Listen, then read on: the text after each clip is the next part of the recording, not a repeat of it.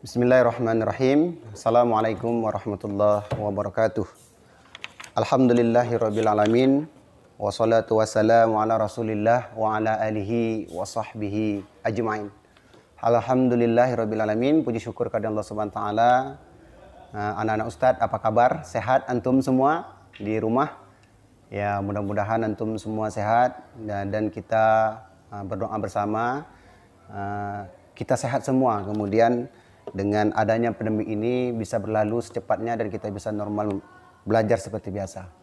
Baik anak Ustadz yang Ustadz cintai karena Allah, hari ini Ustadz ingin menyampaikan pembelajaran tentang surah Al-Falaq, yaitu pelajaran pendidikan agama Islam, yaitu tentang surah Al-Falaq, yang harusnya pertama kita mengenal surah Al-Falaq. Ya, bagaimana kita mengenal surah Al-Falaq? Karena surah ini Allah turunkan di Al-Quran, ya. Banyak pelajaran yang bisa kita ambil, ibrah yang kita ambil untuk kehidupan kita, tentunya lebih baik tentunya ya. Baik anak Ustadz, Ustadz akan mengenalkan surah Al-Falaq, yaitu pertama surah Al-Falaq. Surah Al-Falaq ini termasuk ya dalam salah satu surah Makkiyah, yaitu surah yang diturunkan oleh Allah melalui malaikatnya, kemudian menyampaikan kepada Rasulullah. Kemudian Rasulullah ketika itu berada di kota Mekah. Ketika surah Al-Falaq itu turun, ya, malaikat sampaikan kepada Rasulullah. Kondisi Rasulullah ketika itu adalah di kota Mekah. Makanya surah ini termasuk salah satu surah Makkiyah. Kemudian selanjutnya surah ini terdiri dari 5 ayat, ya, 5 ayat yang Allah turunkan. Yang pertama, ayat pertama sampai ayat kelima, yaitu Qul a'udzu bismillahirrahmanirrahim, Qul a'udzu birabbil falaq min syarri ma khalaq wa min syarri ghasikin idza waqab wa min syarrin naffasati fil 'uqad wa min syarri hasidin idza hasad. Jadi surah ini 5 ayat di dalam surah Al-Falaq. Mudah-mudahan anak Ustadz ya bisa memahami dari 5 ayat itu sendiri dan bisa membaca secara benar. Kemudian nama Al-Falaq itu diambil dari kata Al-Falaq, yaitu terdapat pada ayat pertama. Ya, yang Allah turunkan. Kenapa nama ini disebutkan nama Al-Falaq? Karena diambil dari ayat pertama. Yaitu ayat pertama itu Qul a'udzu birabbil falaq. Jadi ayat ini diambil dari ayat pertama sehingga namanya disebut dengan surah Al-Falaq. Kemudian arti dari kata Al-Falaq itu sendiri, yaitu artinya waktu subuh, ya. Sehingga waktu subuh ini sangat kondisi yang mana mungkin pelajaran yang bisa kita ambil ketika Allah turunkan surah ini supaya kita ya mengingat waktu subuh. Ya tentunya ada hikmah di waktu subuh itu sendiri. Jadi arti Al-Falaq itu sendiri adalah waktu subuh. Kemudian yang selanjutnya surah Al-Falaq ini anak-anak Ustadz, yaitu surah ini termasuk posisi surah yang ke-113. Jadi Allah turunkan dari malaikat melalui Rasulullah menyampaikan 30 juz dalam Al-Quran, sehingga surah ini posisinya di 113 sebelum surah An-Nas. Mungkin kita mengetahui semua anak-anak Ustadz ya, seluruh surah dalam Al-Quran itu sebanyak 114 surah. Jadi Al-Falaq itu termasuk surah yang ke-113. Jadi yang harus kita pahami bersama.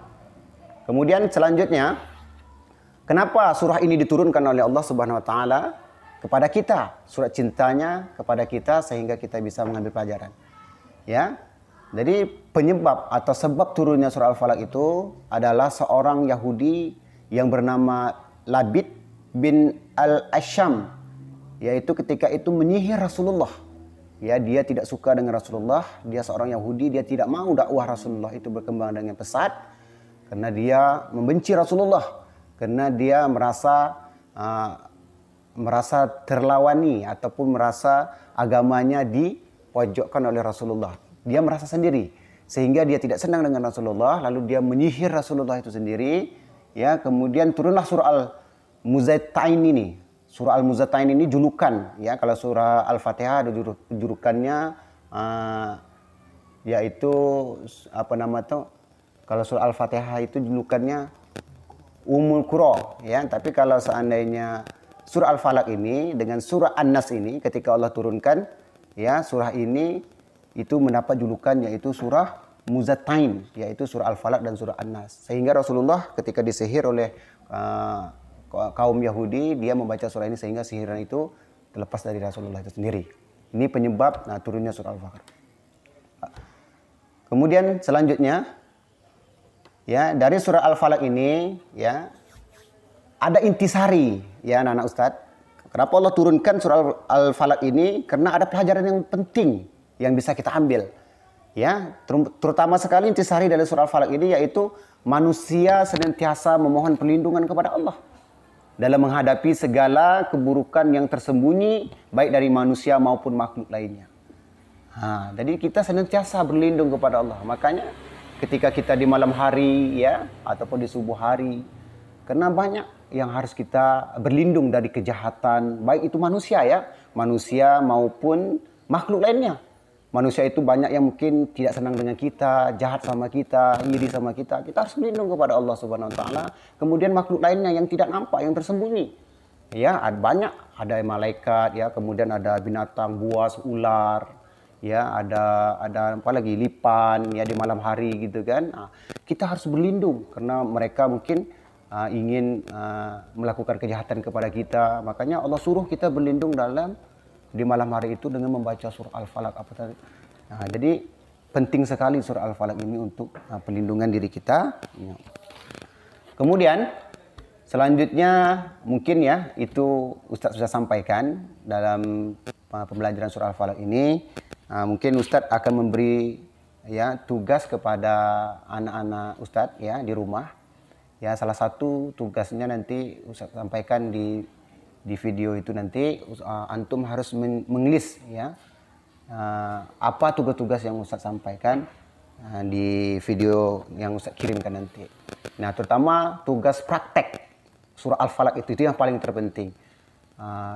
Tugasnya yaitu ketika antum di malam hari sebelum tidur itu antum harus mempraktekkan surah Al-Falaq, ya, karena Rasulullah pernah mempraktekkan ini sebelum tidur, yaitu dengan cara supaya kita dilindungi oleh Allah, ya, dilindungi oleh malaikat dan dijaga oleh Allah di malam hari sampai di subuh hari.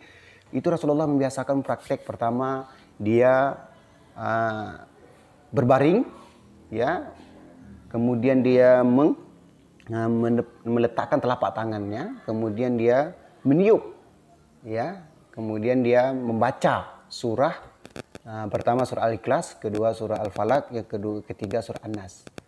Ya, kemudian dia meniup, sesudah membaca ditiup, kemudian dia mengusap di wajahnya, kemudian di tangannya, kemudian di badan seluruhnya, sehingga dia tidur dalam keadaan dilindungi Allah Subhanahu wa taala. Ini Ustaz harap anak-anak Ustaz bisa mempraktekkan surah Al-Falaq ini. Kemudian kalau ada videonya silahkan kirim videonya, tak apa-apa. Yang jelasnya antum nanti akan menulis setiap harinya. Mulai dari sholat 5 waktu, kemudian untuk berdoa sesudah sholat, kemudian membaca ayat Al-Quran, ya, kemudian berdoa sebelum tidur dan mempraktikkan surah Al-Falaq ini apa yang Ustaz sampaikan. Dan mungkin itu untuk pembelajaran PAI tentang surah Al-Falaq. Terima kasih. Kalau jika ada yang belum paham silakan tanya nanti melalui WA.